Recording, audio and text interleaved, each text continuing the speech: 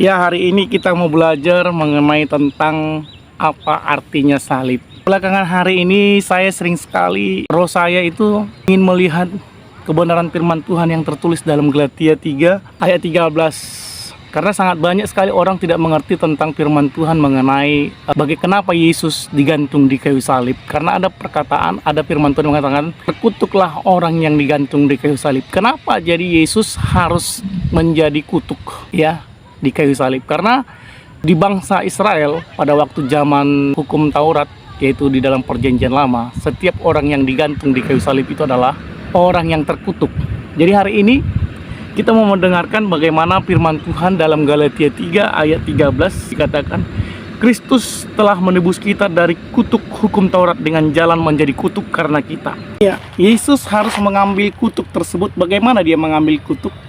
Artinya begini, kita harus tahu firman Tuhan mengatakan Yesus tidak pernah berbuat dosa. Dia tidak pernah berbuat dosa, tapi dijadikannya dirinya menjadi berdosa supaya setiap orang yang berdosa dibenarkan dalam Kristus Yesus. Artinya begini, sebab ada tertulis, terkutuklah orang yang digantung di kayu salib. Saudaraku yang kasih dalam nama Tuhan Yesus Kristus, hari ini kita mau pelajari firman Tuhan dalam Galatia 3 ayat 13 dikatakan, Kristus telah menebus kita dari kutuk hukum Taurat. Saudara harus sadari bahwa Kristus telah menebus kita dari seluruh hukum Taurat. Kita tahu bagaimana hukum Taurat itu adalah sempurna, baik, benar, dan kudus. Hukum Taurat tidak ada yang salah. Tetapi tidak ada satupun manusia yang mampu melakukan hukum Taurat, karena hukum Taurat itu adalah berbentuk hukum dan dia tidak bisa dilanggar. Ya, ada 10 hukum Taurat dan 613 ketentuan, peraturan, perintah, dan ketentuannya. Dan satu pun dari salah satu hukum Taurat tidak ada yang bisa dilanggar. Kalaupun Anda mau mentaati hukum Taurat, satu saja Anda langgar dari sekian banyak hukum Taurat tersebut, itu sudah melanggar kepada keseluruhannya. Itu artinya, itu sebabnya hidup di perjanjian lama dalam hukum Taurat, di bawah hukum Taurat, tidak ada satu pun yang mampu melakukan hukum Taurat itu. Semua gagal. Dan kalau kita gagal melakukan hukum Taurat, efeknya adalah kutuk.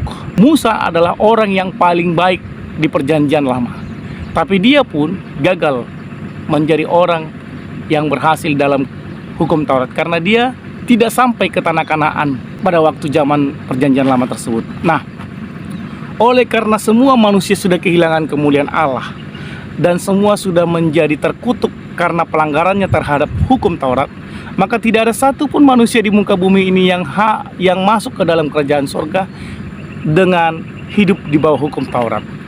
Karena begitu besar kasih Allah akan dunia ini, maka dia mengaruniakan anaknya yang tunggal, supaya setiap orang yang percaya tidak binasa, melainkan beroleh hidup yang kekal. Saudaraku yang kasih dalam nama Tuhan Yesus Kristus, itulah sebabnya Yesus harus mengambil kutuk tersebut. Dia harus menebus kutuk tersebut. Semua penghukuman yang ada di dalam hukum Taurat diambilnya ke dalam dirinya. Penghukuman artinya setiap pelanggaran terhadap hukum Taurat adalah konsekuensinya adalah penghukuman, yaitu kutuk.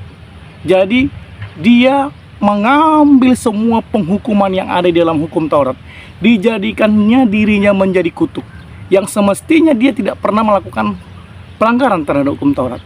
Tapi oleh karena pelanggaran saudara dan pelanggaran saya dan pelanggaran kita semua terhadap hukum Taurat, karena ketidakmampuan kita dalam melakukan hukum Taurat itu, diambilnya ke dalam dirinya, sehingga dia harus disalibkan.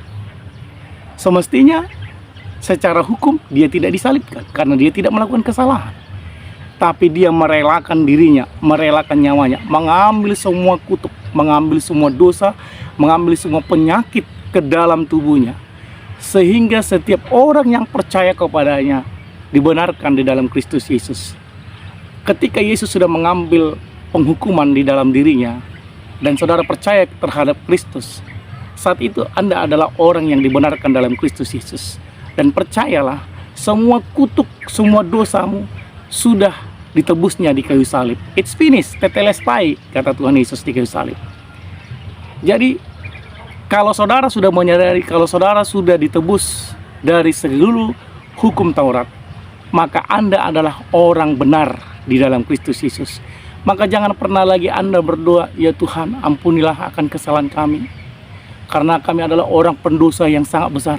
Hai saudaraku, ini adalah perkataan-perkataan yang sangat semu, yang sepertinya rohani banget. Tapi yang sesungguhnya hal itu adalah tanpa pemahaman yang benar. Jikalau Anda sudah menyadari bahwa dosamu sudah ditebus di kayu salib, Anda nggak perlu lagi berulang-ulang minta maaf. Anda sudah dikuduskan sekali dan sampai selama-lamanya. Selama-lamanya engkau sudah menjadi benar. Dosamu sudah tidak diperhitungkan lagi ke dalam dirimu. Sebab apa? Allah atau Bapa kita yang di sorga telah menimpakan semua dosamu kepada Kristus, sehingga engkau sampai selama-lamanya kudus, benar, oleh karena pembenaran darah Yesus Kristus. Itulah sebabnya dikatakan Yesus sudah menebus engkau dari segala dosamu, segala kutuk. Jadi pelajaran kita hari ini supaya semua kita tahu, menyadari jikalau Anda pun berdoa, nggak perlu Anda sadar akan dosa. Ampunilah kami Tuhan, sebab kami adalah orang-orang yang berdosa. Tuhan tahu Anda adalah orang-orang yang berdosa.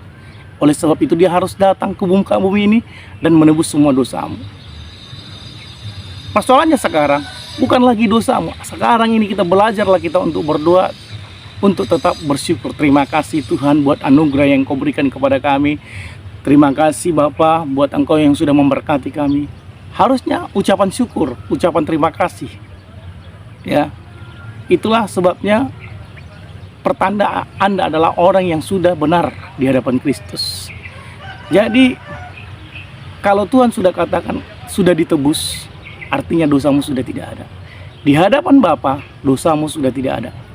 Memang ya, faktanya kita masih manusia yang lemah, masih kadang-kadang jatuh bangun dalam melakukan kebenaran firman Tuhan. Tapi Tuhan tidak lagi melihat itu. Bapa yang di sorga tidak melihat perbuatan burukmu. Bapa yang di sorga tidak pernah lagi melihat perbuatan dosamu.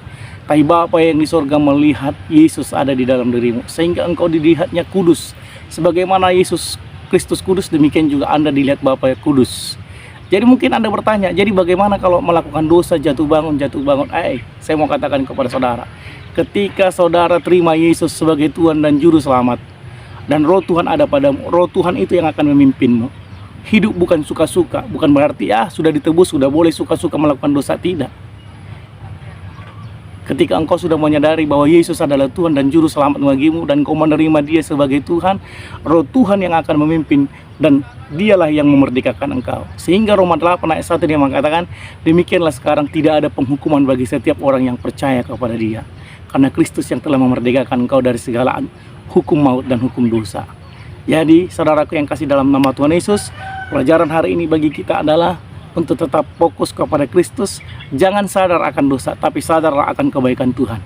Engkau sudah ditebus dari segala hukum Taurat, dari segala maut, apapun itu. Anda adalah orang yang sudah dibenarkan sekali dan sampai selama-lamanya. Sampai jumpa, Tuhan Yesus memberkati.